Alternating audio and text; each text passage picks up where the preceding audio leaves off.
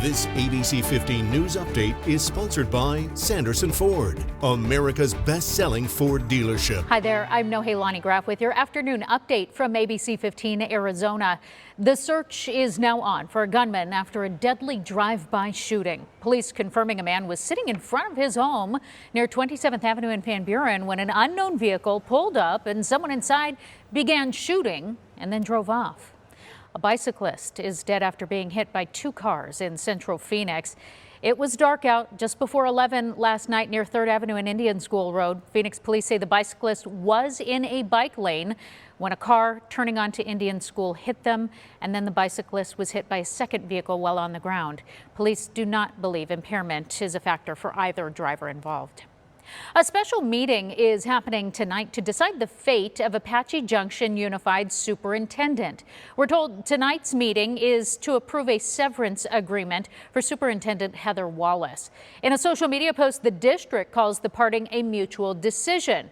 People who've contacted us say otherwise. ABC 15 is going to have a crew at the meeting tonight, and we will bring you the latest on air and online. Rare coins, bad check. When an Arizona woman went to see what an inheritance left by her father would be worth, she says it turned into a complete nightmare. Joe lets you know about her fight to get her money back.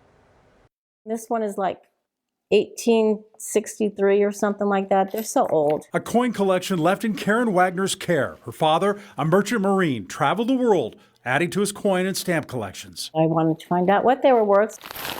Karen went to the Phoenix coin shop at Tatum and Greenway, meeting with the owner, Michael Green. I felt like he was very knowledgeable. I put my trust into him. In November, Karen says she left some coins with Green. He was supposed to research them and find their worth. She also says she sold him some coins and he paid with a $2,500 check. It's bouncing everywhere. Here it is. Bounce, bounce. Karen says the check was from the account of a different shop Green had owned.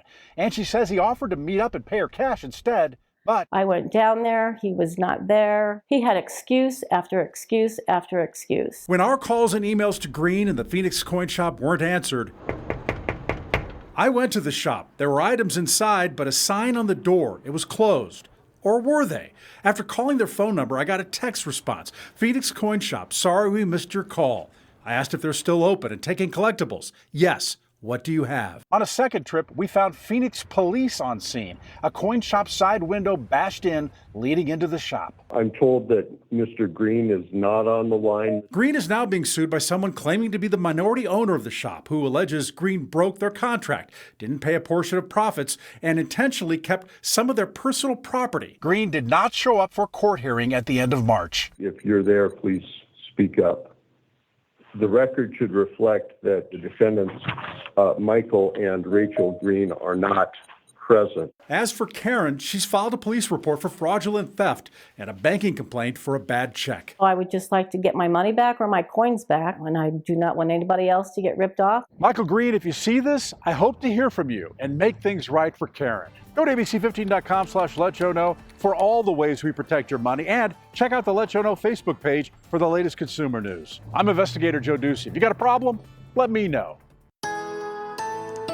Time for that most accurate forecast. I'm meteorologist Iris Hermosillo. Temperatures are soaring to the highest levels of the year so far. We're actually flirting with the triple digits, believe it or not, these next couple of days. So our heat risk is climbing. Out of the 4 levels of heat risk, we're actually at level number 2, moderate risk. That means the folks that are most sensitive or don't have access to adequate cooling or hydration are most at risk, but really all of us have to seek shade and remember to stay hydrated. Get those outdoor activities done early too, because temperatures will be very warm this afternoon. We're going to be near 100 with Phoenix topping out at 99 today, the first 90s of the year, and well into the 90s today. 70s to 80s across northern Arizona, with Flagstaff reaching a high of 70. We're on record watch. The record today is 100. We'll come close to that, potentially tying the record this afternoon. But again, at least for now, it looks like we'll say just shy of it. Tomorrow could be a record-setting day with a high of 99. That record tomorrow stands at 98.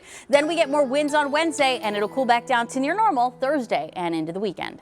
Look for another update from us tonight. Until then, get the latest news, weather, and traffic at abc15.com or, as always, on our ABC 15 app. Make it a great afternoon. This ABC 15 News Update is sponsored by Sanderson Ford, America's best-selling Ford dealership.